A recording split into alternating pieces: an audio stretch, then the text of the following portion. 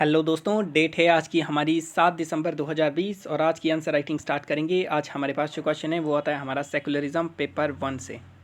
काफ़ी important topic है, इससे काफ़ी सारे क्वेश्चन पूछे जा चुके हैं और इसके अंदर में भी हमारा रिसेंट के अंदर में जो फ्रांस के अंदर इशू चल रहा है उसके सेकुलरिज्म के मॉडल के ऊपर उसके ऊपर क्वेश्चन पूछा गया। तो क्वेश्चन में बोला गया toleration not suppression of the differences is only policy that really compatible with the heterogeneous society। heterogeneous society के अंदर में आपको टॉलरेंस शो करनी पड़ती है, ना कि सुप्रेशन करनी पड़ती है रिलीजियस वैल्यू की। इस स्टेटमेंट को आपको डिस्कस करना है फ्रेंच मॉडल ऑफ सेकुलरिज्म के कंटेक्स्ट के अंदर में। तो फ्रेंच का जो कॉन्स्टिट्यूशन या जो सेकुलरिज्म का मॉडल है वो आता है हमारे पास में 1789 के अंदर क्रांति होती है। तो इसके अंदर अगर आपको पता हो तो फ्रांस के अंदर में जो सोसाइटी थी वो डिवाइडेड थी एक तरीके से, जिसके अंदर में मेन हमारे पास में क्लर्जी आएगी, चर्च वगैरह आएगा। फिर हमारे पास में उनकी बुर्जुआ या आप मान सकते हो जो क्लर्गी क्लास थी, जिसके अंदर में उनके high and officer, bureaucrat, aristocracy वो आते थे। उसके बाद में हमारे कॉमन मैन जो कि डिवाइडेड थे, वो भी छोटे छोटे पार्ट में डिवाइडेड थे, लेकिन ये सबसे बड़ा पार्ट था और इनके पास सबसे कम रिसोर्सेज थे। और हमारी जो चर्च था उसके पास में सबसे ज़्यादा रिसोर्सेज थे। तो बाद में जब फ्रांस में रिवोल्यूशन आता है तो चर्च को कम्प्लीटली साइड लाइन करने की कोशिश करेंगे और फिर उनके बाद में हमारे 100-150 सालों तक फाइट चलती है उनकी। उसके बाद में फ्रांस इवॉल्व होता है जो प्रेजेंट डे में हमें दिखता है। तो फ्रांस का मॉडल सेकुलरिज्म का 1905 के अंदर बेसिक आता है। इसके अंदर में हमारे 3 टेनेंट थे। सेपरेट होगा चर्च और स्टेट, फ्रीडम ऑफ कॉन्साइंस होगी, आपको अपने अंदर आप अपने रिलीजन को अपना सकते हो, किसी भी तरीके से देख सकते हो, लेकिन बाहर की बात नहीं की जा रही, आपके अंदर की बात की जा रही है। तीसरा इसके अंदर में freedom of excise of any faith, सब फेथ इक्वल हैं ऐसा बोला गया, लेकिन इसके अंदर में पब्लिक तरीके से आप अपने फेथ को पब्लिसाइज नहीं कर सकते, सिंबल वगैरह कैरी नहीं कर सकते। जो इंस्टीट्यूशन होंगे उसके अंदर में आप पब्लिक जो आपके रिलीजियस सिंबल वगैरह या रिलीजियस अटायर, उनसे आपको कम्प्लीटली दूर रखा जाएगा। तो बेसिकली स्टेट की और स्टेट के इंस्टीट्यूशन, एजुकेशन इंस्टीट्यूशन और रिलीजन कम्प्लीटली सेपरेट होगा। आप अपने घर के अंदर जो करना चाहो करो, बाहर आके आप ये सब काम नहीं कर सकते, ऐसा इसके अंदर में बोला गया। तो बेसिक बात इसमें आजकल इसीलिए चल रही है क्योंकि वहाँ पे टेररिस्ट अटैक वगैरह हो रहे हैं, ठीक है। और फ्रांस की जो वैल्यू है बेसिकली फ्रीडम ऑफ रिलीजन, जो इंटरनल आपको फ्रीडम ऑफ रिलीजन है और फ्रीडम ऑफ एक्सप्रेशन, उसके बीच में वॉर चल रही है। तो सिचुएशन ये है, वहाँ पे जो माइनॉरिटीज़ हैं, पर्टिकुलरली मुस्लिम माइनॉरिटी, उनके द्वारा अटैक किया जा रहा है। फ्रांस की जो इनहेरेंट वैल्यूज़ हैं जिसके अंदर उनके द्वारा बोला जाता है कि हमें फ्रीडम ऑफ एक्सप्रेशन है।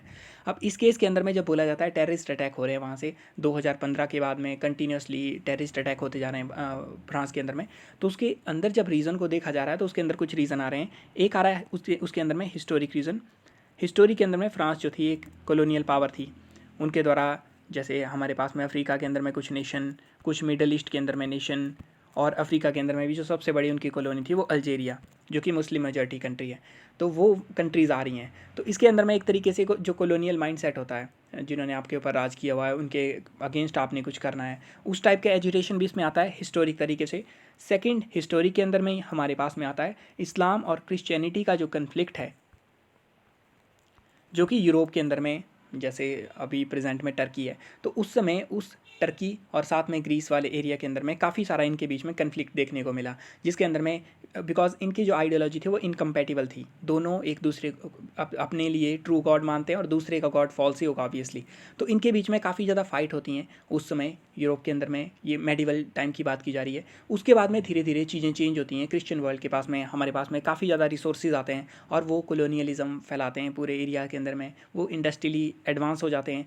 तो ऐसे कंटेक्स्ट के अंदर में क्रिश्चियन वर्ल्ड एक तरीके से जीत जाता है, ऑटोमन एम्पायर वगैरह टूट जाता है। और उसके बाद में जब रिवोल्यूशन होने स्टार्ट होते हैं, फ्रांस रेवोल्यूशन से स्टार्ट होता है, उसके बाद जो क्रिश्चियन वर्ल्ड के अंदर जो क्रिश्चियनिटी थी उसको साइड लाइन करने की कोशिश की जाती है और उनके द्वारा उसको ऑलमोस्ट साइड लाइन कर दिया जाता है। अब के कंटेक्स्ट के अंदर में काफ़ी सारे मतलब आपको डिफरेंट वैल्यूज़ देखने को मिलेंगी। चर्च को कुछ हद तक साइड लाइन कर दिया जा चुका है, काफ़ी सारे लोग एथिज़म की तरफ मूव कर चुके हैं। तो उन सब चीज़ों के कारण जो ट्रांसफॉर्मेशन हुई, जो मॉडर्नाइजेशन हुई क्रिश्चियनिटी की, उसके कारण ये सब चीज़ें ख़त्म हो गई कुछ टाइम के लिए। और इस्लामिक जो कंट्रीज़ थी उनके पास में पावर काफ़ी कम हो गई, तो ऑब्वियसली उनके पास में अटैक करने की शक्ति नहीं थी।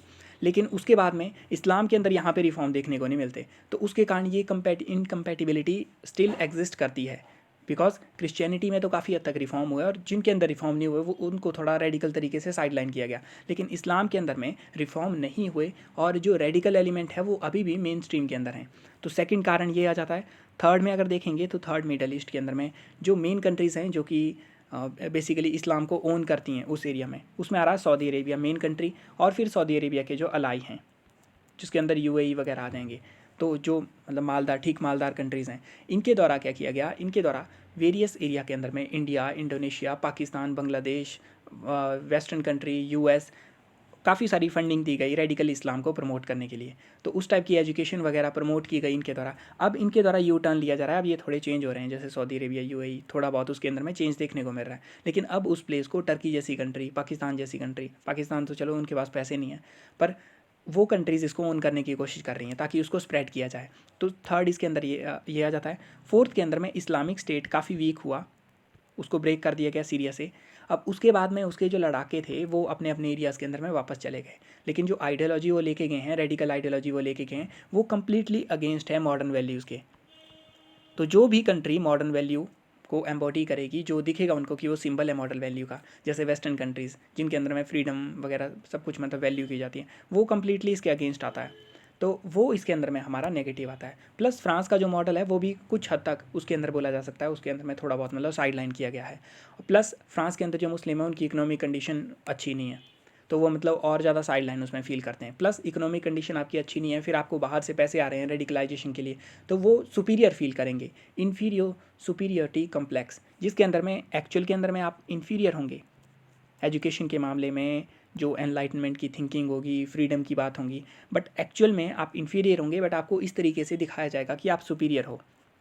तो इसको बोलते हैं इन्फीरियर सुपीरियरिटी कॉम्प्लेक्स। तो इस टाइप का कॉम्प्लेक्स उनमें देखने को मिलता है, इसके कारण जो मेडिवल टाइप के अटैक वगैरह हैं वैसे देखने को मिल रहे हैं। तो इसमें हम दूसरे वाले किसी भी रीज़न को नहीं देखेंगे, ये वाले जो रीज़न है ये हिस्टोरिक अलग अलग तरीके से आ रहे हैं। इसमें हमारा फोकस होगा फ्रांस का कॉन्स्टिट्यूशन, जो सेकुलरिज्म है उसके अंदर में थोड़ी क्या प्रॉब्लम आ रही है। तो फर्स्ट आता है इसमें फ्रांस। जब ये 1905 में कॉन्स्टिट्यूशन आया था तो मोस्टली फ्रांस क्रिश्चियन कंट्री हुआ करती थी, और उस समय उनके द्वारा जो उनकी कॉलोनीज़ थी, मुस्लिम कॉलोनीज़ जैसे अल्जीरिया, उनके ऊपर इनके द्वारा इम्पोज नहीं किया गया इसको। तो जो अब डेमोग्राफी चेंज हुई हैं फ्रांस के अंदर में, तो फ्रांस का मॉडल जो है उस समय तो सिंपल था, आपको चर्च को सेपरेट रखना है, लेकिन अब फ्रांस के अंदर में काफ़ी सारे ग्रुप आ चुके हैं, हिट्रोजीनस सोसाइटी बन चुकी है फ्रांस। तो अब ये वाला मॉडल जो है इसको थोड़ा बहुत चेंज करने की आवश्यकता है, किस तरीके से इसको चेंज किया जाए। फिर ये फ्रीडम ऑफ रिलीजन, कुछ लोगों के द्वारा बोला जाता है कि फ्रांस का जो कॉन्स्टिट्यूशन है वो फ्रीडम ऑफ रिलीजन के खिलाफ चला जाता है।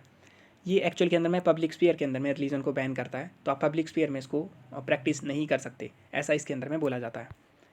फिर आता है ये सिविल लिबर्टीज़ को अंडरमाइन करता है, जैसे 2015 के अंदर में सीरीज़ ऑफ अटैक होने लगते हैं, और उसके बाद में इमरजेंसी लॉ पास किया जाता है, और उसके बाद में फिर क्रैकडाउन किया जाता है रिलीजियस लिबर्टी के ऊपर। तो उसके अंदर में ये पुलिस को, अथॉरिटीज़ को काफ़ी ज़्यादा पावर देता है। प्लस कुछ लोगों के द्वारा बोला जा रहा है ये रेडिकलाइजेशन को भी प्रमोट करता है, बिकॉज आप क्या कर रहे हो, जिस टाइप का इनका सिस्टम है वो मतलब शॉकिंग होता है, स्पेशली रिलीजियस माइनॉरिटीज़ के लिए, उनके लिए शॉकिंग है। तो ये सोशल हार्मनी ना इंक्रीज़ करते हुए गेटोज़ क्रिएट करता है। बेसिकली जब आप पुश करोगे, इस टाइप का सिस्टम बनाओगे, तो उसके अंदर में क्या किया जाता है, गेटोज़ क्रिएट कर ली जाती हैं, मुस्लिम के द्वारा अपनी अपनी गेटोज़ क्रिएट कर ली जाती हैं, और वो मेन स्ट्रीम जो है उससे सेपरेट रहती हैं। एक्चुअल के अंदर में फ्रांस का मेन मोटिव ये था कि हम सब लोगों को पुश करेंगे कि सब लोगों को सेम तरीके से आना पड़ेगा रिलीजियस फियर के अंदर में, आप इक्वालिटी की तरह दिखो। उससे उनका मेन प्लान ये था कि जो मुस्लिम माइनॉरिटी हैं वो भी मेन स्ट्रीम में आएंगी, और एक तरीके से वो भी खुल मिल जाएगी उसके अंदर में। लेकिन काफ़ी सारे एरियाज़ के अंदर में जो वेस्टर्न कंट्रीज़ हैं वहाँ पे ये देखा जाता है मुस्लिम माइनॉरिटी जो मेन स्ट्रीम है उनके साथ में नहीं मिलती। अगर उनकी वैल्यूज़ भी डिफरेंस है उनकी वैल्यू के अंदर में, तो वो अपनी वैल्यू को होल्ड करके रखते हैं। और एक तरीके से यूके जैसी कंट्रीज़ के अंदर में, फ्रांस, जर्मनी, वहाँ पे अपनी अपनी गेटोज़ क्रिएट करके अपनी पावर गेन करने की कोशिश की जाती है, ठीक है, और वहाँ से फिर गेटोज़ से रेडिकलाइजेशन जैसी चीज़ें भी प्रमोट होती हैं। तो ये वाली एक काफ़ी ज़्यादा प्रॉब्लम आ रही है वेस्टर्न सोसाइटी के लिए स्पेशली, कि उनको एक्चुअल के अंदर में समझ नहीं आ रहा कि इन चीज़ों को कैसे टैकल किया जाए। एक तरफ उनके द्वारा लिबरल वैल्यू का हवाला देके काफ़ी सारे इमिग्रेंट को अंदर लिया जा रहा है, प्लस उनको टैकल करना नहीं आ रही हैं वो चीज़ें कि उनको किस तरीके से मेन स्ट्रीम के अंदर में लेके आएँ। तो वो इसके अंदर में प्रॉब्लम देखने को मिल रही हैं। अब इंडिया के कॉन्स्टिट्यूशन से ये कैसे सीख सकते हैं,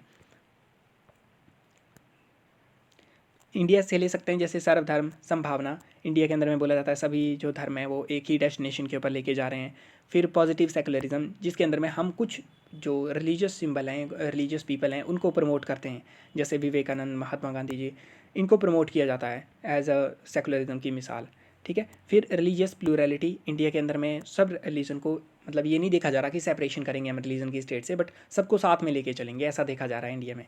फिर माइनॉरिटी के राइट को प्रोटेक्ट करने के लिए हमारा आर्टिकल 25 से लेके 30 तक माइनॉरिटीज़ के लिए राइट वगैरह मिले हुए हैं।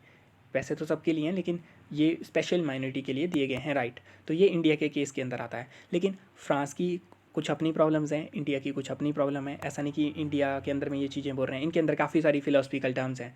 जैसा आम अगर आप देखोगे तो हमें दिख जाता है कि काफ़ी सारी पॉलिटिकल पार्टी, ऑलमोस्ट सभी पॉलिटिकल पार्टी किसी ना किसी तरीके से रिलीजन का मिसयूज़ करती हैं। तो वो इंडिया के अंदर देखने को मिलता है। यहाँ का मॉडल काफ़ी अच्छा वर्क कर रहा है, बस रेडिकलाइजेशन की प्रॉब्लम आ रही है। अब उसको फ्रांस कैसे टैकल करता है रिसेंट में, वो हमें देखने की बात है। लेकिन कुछ चीज़ें मतलब हमें जो फ्रांस है उनको सीखनी चाहिए रिलीजियस कंपैटिबिलिटी के लिए। वो सब चीज़ें इस टाइप की चीज़ें हो सकती हैं। और इंडिया को भी कुछ चीज़ें फ्रांस से सीखनी चाहिए, जिसके अंदर में हमारी पॉलिटिकल पार्टीज़ को थोड़ा सेपरेट करना चाहिए जो रिलीजन है उसके साथ में। हालांकि काफ़ी डिफ़िकल्ट है, बट फिर भी देख सकते हैं।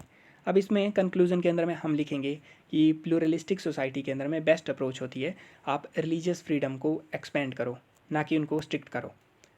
ठीक है, तो मतलब इसमें बेसिकली ये बोला गया कि आपको टॉलरेशन इंक्रीज़ करनी है, सब लोगों को साथ में लेके चलना है, इंटरफेथ स्टडी वगैरह करवाओ। वो ज़्यादा लॉन्ग टर्म के अंदर आपके लिए सहायक चीज़ होगी, ना कि रिलीजन को पुश करने के लिए। मिलते हैं नेक्स्ट वीडियो में। Thank you.